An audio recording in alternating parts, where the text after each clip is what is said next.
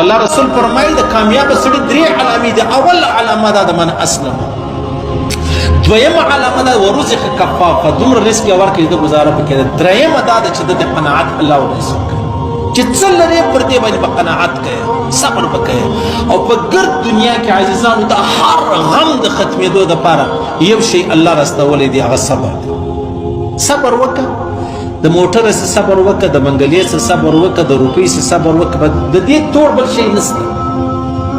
که ته غواړې چې یاره دا دومره ښایسته موټر پلانۍ لري زه یې نه لرم، نو ته څه چم کوې؟ غلاوې شروع کوې، مړې کوې، د خلکو موټران بې.